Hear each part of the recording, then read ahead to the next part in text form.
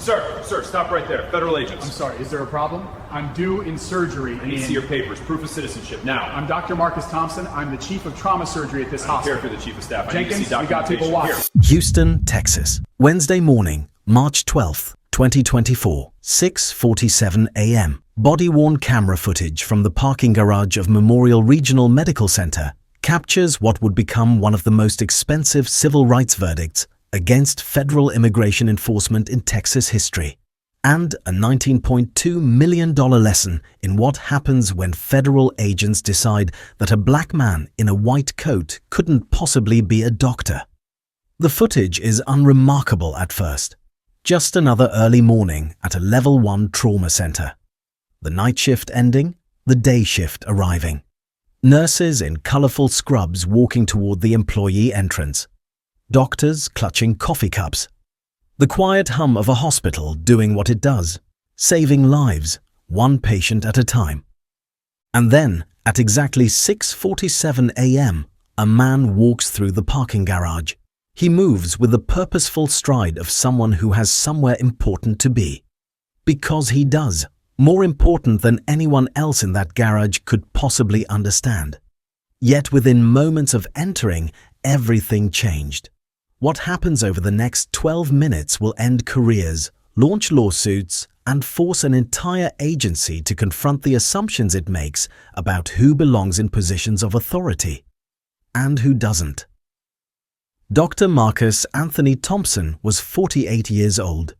He had graduated summa cum laude from Yale University, where he had been one of only 11 black students in his pre-med program of over 200. He had earned his medical degree from Johns Hopkins, where he had been elected to the Alpha Omega Alpha Honor Society, the Phi Beta Kappa of medicine. He had completed his residency at Massachusetts General Hospital, one of the most competitive surgical programs in the country, where he was named chief resident in his final year. For the past 6 years, he had served as chief of trauma surgery at Memorial Regional Medical Center, the same hospital whose parking garage ICE agent Derek Jenkins would attempt to detain him in. His photograph hung in the hospital's Hall of Distinguished Physicians, a formal portrait taken the day he was named chief, positioned between images of legendary surgeons who had built this institution. His name was on the surgery schedule posted in every operating room. He had performed over 3,000 surgeries in this building. He had trained dozens of residents who now saved lives at hospitals across the country. When the hospital needed someone to speak to the media after a mass casualty event, they called Dr. Thompson. When the governor needed a medical advisor, he consulted Dr. Thompson. When medical students asked who they should aspire to become, their professors pointed to Dr. Thompson. On this particular morning, Dr. Thompson was doing something ordinary. Walking to work. He had spent the previous 36 hours performing emergency surgeries. A ruptured aortic aneurysm at 2 a.m. The patient, a 52-year-old father of 3 named Robert Gonzalez, had arrived with minutes to live. His wife was in the waiting room, praying. Dr.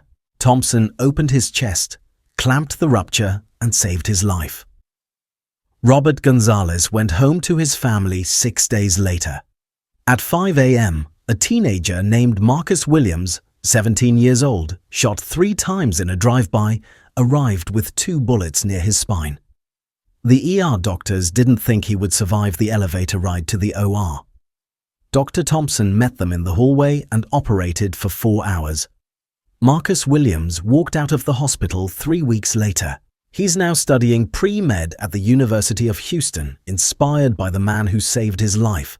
At 9 a.m., a construction worker named James Chen was brought in after scaffolding collapsed. Crushed pelvis, collapsed lung. 2 other surgeons refused the case. They said it was hopeless. Dr. Thompson operated anyway. James Chen sent him a Christmas card last year with a photo of his new granddaughter. 3 lives in 36 hours. That was his job. That was his calling. He had gone home briefly, showered, changed into fresh scrubs, and returned for a scheduled surgery at 7:30 a.m. A kidney transplant. The patient, Sarah Mendez, was a 34-year-old mother of two who had been waiting 3 years for a match. Her kidneys had failed after a difficult pregnancy. For 3 years, she had spent 12 hours a week on dialysis. For 3 years, her daughters had watched their mother grow weaker. Finally, a match had been found. The donor kidney was viable for only a limited window. There was no backup surgeon qualified to perform the specialized technique her case required. Her daughters, ages 7 and 4, had made her a card that said, "Get well soon, Mommy," in crayon and glitter. It was taped to her hospital bed, right where she could see it when she woke up. Dr. Thompson was the only person who could give Sarah Mendez her life back. He had done nothing wrong. He had committed no crime. He had not behaved suspiciously. He had simply walked through a parking garage while black. Yet within moments, that would be enough. What Dr. Thompson didn't know was that ICE agents had set up an operation in the hospital parking structure. They were searching for a suspect described only as a Hispanic male in his 30s, reportedly working in hospital maintenance. The tip had come from an anonymous caller. It had not been verified. No warrant had been issued. No coordination with hospital security had occurred. Dr. Marcus Thompson is neither Hispanic nor in his 30s. He is a Black American born in Chicago, Illinois on June 14, 1976. Third-generation American. His grandfather, William Thompson Sr., served in the Korean War with the 24th Infantry Regiment, one of the last all-black units in the U.S. Army. He earned a Bronze Star for valor. His father, William Thompson Jr., was a Chicago firefighter for 32 years. In 1987, he ran into a burning building on the south side and carried out 7 children one by one. Service runs in the Thompson family. Saving lives is in their blood. None of this mattered to Agent Derek Jenkins. Before we continue, where are you watching from? If this is your first time here, you need to hit that subscribe button. Stories like this don't get told unless we tell them, and your support means these videos reach people who need to see what's really happening out here. Comment your city below. The parking garage is cold and grey at this hour. Fluorescent lights hum overhead, casting harsh shadows across the concrete pillars. The air carries the smell of exhaust fumes and the faint antiseptic scent that clings to anyone who works in a hospital. Somewhere in the distance, an ambulance siren wails. Another emergency, another patient who needs doctors like Marcus Thompson. Dr. Thompson's white coat is crisp despite the 36 hours he's worked. His name is embroidered in blue thread on the left breast. Marcus Thompson, MD, FACS. Chief of Trauma Surgery. FACS, Fellow of the American College of Surgeons, an honor that fewer than 3% of American doctors achieve. His hospital ID badge hangs from a lanyard around his neck. His photo is clearly visible. His stethoscope, the one his wife gave him when he completed residency, is draped over his shoulders. He looks exactly like what he is, a senior physician arriving for work at the hospital where he has saved more lives than he can count. This is all being recorded. The body cameras are running. The hospital surveillance system is watching from multiple angles. What happens next will be documented with perfect clarity, and that documentation will ultimately be worth $19.2 million. The footage shows Agent Derek Jenkins noticing Dr. Thompson at 6:47 a.m. Jenkins' head turns. His posture changes. He elbows his partner, Agent Thomas Morrison. He points at Dr. Thompson. They begin moving toward the doctor. Agent Jenkins is 34 years old. He's been with ICE for 6 years. His personnel file, obtained during discovery, reveals a troubling pattern. He has never received a commendation for excellence. He has received 2 formal reprimands for excessive force. He has been the subject of 4 internal complaints alleging racial bias. All 4 were dismissed without investigation. But Agent Jenkins doesn't see a doctor walking through the garage. He sees something else entirely. He sees a target. "Sir! Sir, stop right there! Federal agents! Dr. Thompson turns. His expression shows confusion, not concern. He has done nothing wrong. I'm sorry, is there a problem? I'm due in surgery in... I need to see your papers. Proof of citizenship. Now. Papers. The word hangs in the air like an accusation. It's a word with a weight that Agent Jenkins will never understand. A weight carried by generations of Black Americans who have been stopped, questioned, demanded to prove their right to exist. It's the word demanded on plantations. During Reconstruction, throughout Jim Crow, at lunch counters and bus stations and voting booths, and now, apparently, in hospital parking garages from surgeons on their way to save lives. Dr. Thompson did not flee. He did not resist. He did not act suspiciously. He simply tried to explain, calmly, professionally. I'm Dr. Marcus Thompson. I'm the chief of trauma surgery at this hospital. I've worked here for 6 years. My badge is right here. His reasonable attempt to resolve this situation peacefully was rejected. I don't care if you're the chief of staff. I need to see documentation. Agent Morrison approaches. He is younger than Jenkins, 29 years old, 3 years with the agency. His text messages, discovered later, would show he viewed his partnership with Jenkins as an opportunity to have some fun with the targets. The body camera captures Morrison's words. What do we have? Non-compliant. Won't produce papers. Non-compliant. The chief of trauma surgery at Memorial Regional Medical Center. A man who had saved 3 lives in the past 36 hours. A man whose name is embroidered on his coat. A man who was reaching for his hospital badge to show them exactly who he was. Non-compliant. Dr. Thompson asserts his rights. The rights he has as an American citizen, the rights his grandfather fought for in Korea. Non-compliant. I'm a physician. I'm walking into my place of employment. On what basis are you detaining me? We're conducting an immigration enforcement operation. Everyone in this area is subject to verification. This was a lie. There was no legal authority to stop everyone in this area. The Fourth Amendment protects all Americans from unreasonable searches and seizures. An immigration operation does not suspend the Constitution. That's not how the Fourth Amendment works, Agent. I have a surgery scheduled in 40 minutes. A woman's life depends on it. She's a mother of 2. She's been waiting 3 years for a kidney. I am the only surgeon who can perform this procedure. Agent Jenkins has no valid answer. He cannot explain why Dr. Thompson was stopped when white employees walked past unquestioned. He cannot justify the detention based on any behavior.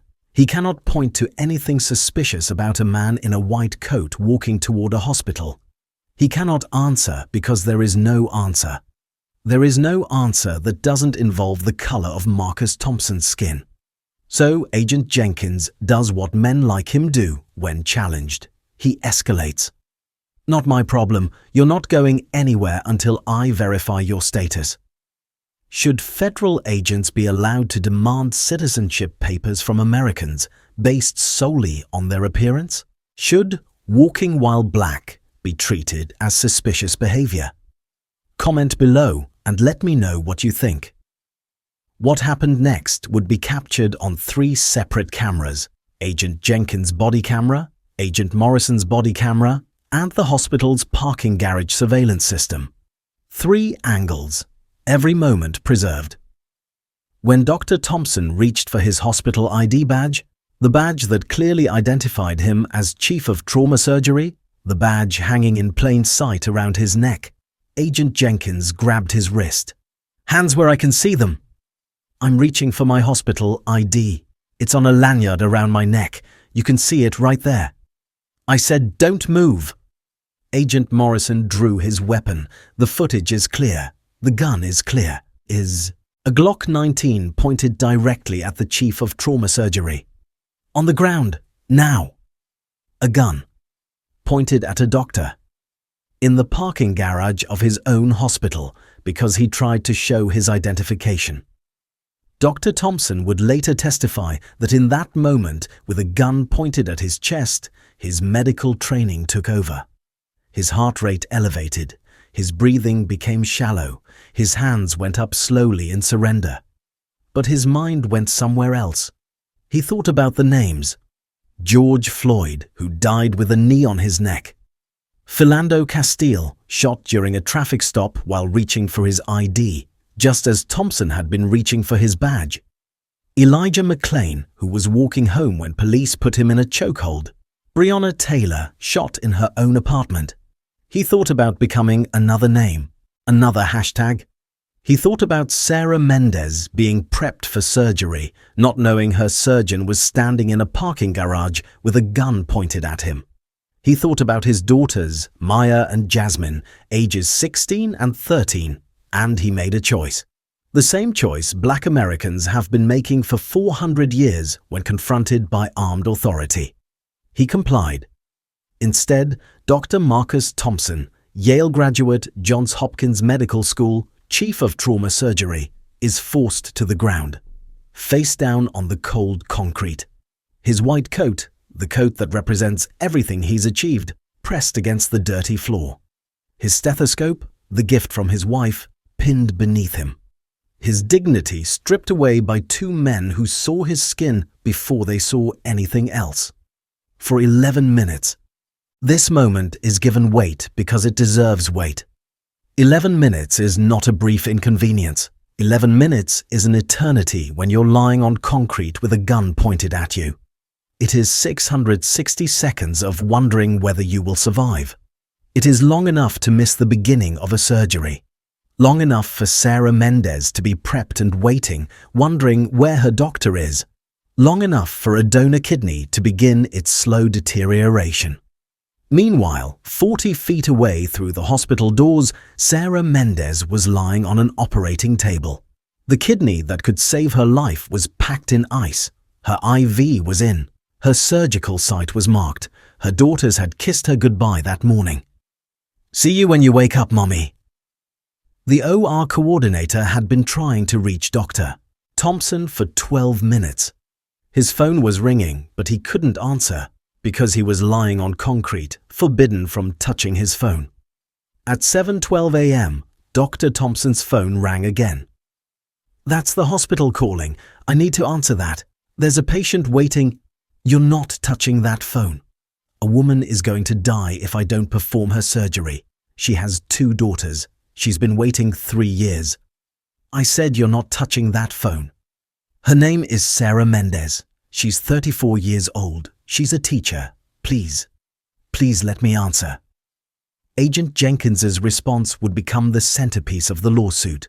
The words that would be played for the jury 17 times. The words that would cost $19.2 million. "Then she'll die. You're not going anywhere. Then she'll die." 3 words. Said without hesitation. Said without concern. Said without any recognition that a human life hung in the balance. At 7:14 a.m., nurse practitioner Denise Williams was walking to her car after a 12-hour night shift when she witnessed the confrontation. She had worked with Dr. Thompson for 4 years. She had assisted him in surgery countless times. She knew exactly who was lying on that concrete. The cell phone footage she recorded is shaky, urgent. You can hear her running. Oh my God, that's Dr. Thompson. They have Dr. Thompson on the ground. She runs toward the scene. "Hey, what are you doing? That's our chief of surgery." "Ma'am, step back. This is federal business." "Federal business? Do you have any idea who that is? He saves lives. I've worked with him for 4 years. He's American." Within minutes, a crowd of hospital employees gathered. Doctors still in scrubs from overnight shifts. Nurses who had worked alongside Dr. Thompson for years. Technicians, orderlies, administrators. All watching, many recording. Dr. Rebecca Chen, an anesthesiologist who was supposed to be in OR3 right now putting Sarah Mendez under, pushed to the front. "I am Dr. Rebecca Chen. I am supposed to be administering anesthesia for a surgery that Dr. Thompson is supposed to lead. Right now, there is a patient on a table waiting for us. You are putting her life at risk. Ma'am, I don't care about your surgery. This man has failed to produce documentation. His documentation is literally hanging around his neck. His hospital badge. Look at it. His name is embroidered on his coat. His picture is in the lobby. He's been the chief of trauma surgery here for 6 years. Nurse Williams. This is racial profiling. You're detaining a black man in scrubs because what? He doesn't look American to you. This has nothing to do with race. Then why is he on the ground? I've been standing here for 3 minutes and I've watched 6 white people walk right past you. Why didn't you stop them? Why just him? Agent Jenkins had no answer, because there was no answer. Hospital Security Chief Raymond Garcia arrived at 7:19 a.m. What the hell is going on here? That's Dr. Marcus Thompson. He's the chief of trauma surgery. I personally conducted his background check. Let him up. We'll release him when we've verified his status. His status? He's supposed to be in surgery right now. Every minute you keep him here is a minute closer to that organ becoming non-viable. At 7:23 a.m., 36 minutes after the initial stop, Agent Jenkins' radio crackled. The body camera captures the transmission clearly. Unit 7, be advised. Your target is confirmed as a maintenance worker. Description updated. Hispanic male, 5 feet 6 inches, 160 pounds. Name is Carlos Reyes. Not affiliated with Memorial Regional. The truth had arrived. Dr. Marcus Thompson is 6 feet 2 inches and weighs 210 pounds. He was wearing a white coat with his name embroidered on it. Carlos Reyes was working at a completely different hospital, 14 miles away. The agents had stopped the wrong man. They had stopped a man who looked nothing like their target. They had stopped a man based on nothing but the color of his skin. Get up. Excuse me? You can go. No apology, no acknowledgement. Just, you can go. Dr. Marcus Thompson is a natural-born U.S. citizen. He is a third-generation American. He is the grandson of a Bronze Star recipient. He is a Yale graduate. He is a Johns Hopkins trained surgeon. He is the chief of trauma surgery. There was no basis for the stop. There was no basis for the detention. There was no basis for the gun. There was no basis for then she'll die. There was no basis for any of it except for the color of his skin. But the harm was already done. The humiliation had been public, witnessed by over 30 colleagues, and no amount of "you can go" could undo the 11 minutes on cold concrete. Dr. Thompson stood. He brushed off his white coat. He looked directly at Agent Jenkins. I want your badge numbers, both of you. You don't need our badge numbers. Nurse Williams. Yes, he does, and so do we. I have this entire thing on video. Dr. Thompson's final words. Her name is Sarah Mendez. She has 2 daughters. If something happens to her because you decided a black man in a white coat couldn't possibly be a doctor, I will personally make sure you spend the rest of your careers answering for it. Dr. Thompson scrubbed in at 7:41 a.m., 11 minutes late. By extraordinary effort, the kidney transplant was completed successfully. Sarah Mendez would make a full recovery, but Dr. Thompson was not the same. In the weeks following, he experienced insomnia, hypervigilance, anxiety every time he walked through that garage. He was diagnosed with post-traumatic stress disorder. 7 months later, Dr. Thompson filed his lawsuit. During discovery, attorneys uncovered text messages that proved everything. Jenkins to Morrison, 6:32 a.m.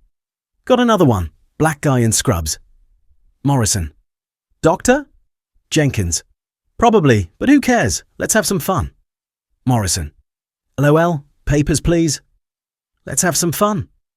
This was never about Carlos Reyes. This was about 2 agents who saw a black man and decided to exercise their power. For fun. The trial lasted 3 weeks.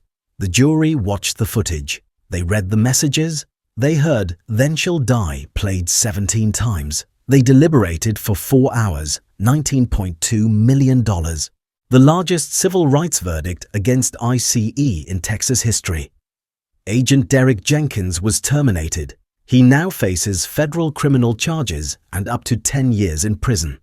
Agent Thomas Morrison was demoted and stripped of his security clearance. This case is not simply about one doctor being detained in one parking garage. It is about how suspicion attaches to black bodies before behavior is ever observed. It is about how credentials don't matter when the wrong person is wearing them, how a white coat and stethoscope mean nothing when the skin beneath is black. It is about how "let's have some fun" became justification for humiliating a man who saves lives. And it is about what happens when the cameras are rolling and the target refuses to stay silent. "This was never about the money, Doctor," Thompson said. "This was about a simple truth. In America, you should be able to walk to work without being thrown to the ground because of how you look. I'm a third-generation American. My grandfather fought for this country, and I was treated like a criminal for existing. We are done accepting this. We are done being silent, and we will hold you accountable." Dr. Thompson continues to serve as Chief of Trauma Surgery at Memorial Regional. Sarah Mendez is healthy. Her kidney is functioning perfectly. She returned to teaching 3rd grade. Her daughters still have the "Get Well Soon" mommy card. It's framed now. Agent Jenkins' criminal trial is scheduled for September 2025. If you believe that doctors should be judged by their skills rather than their skin, hit that subscribe button. Share this video. Send it to everyone you know. Because in a country where the chief of trauma surgery can be thrown to the ground while a patient waits for a kidney, no credential is high enough, no achievement is great enough, and the only thing standing between a surgeon and the pavement is the camera that never blinks.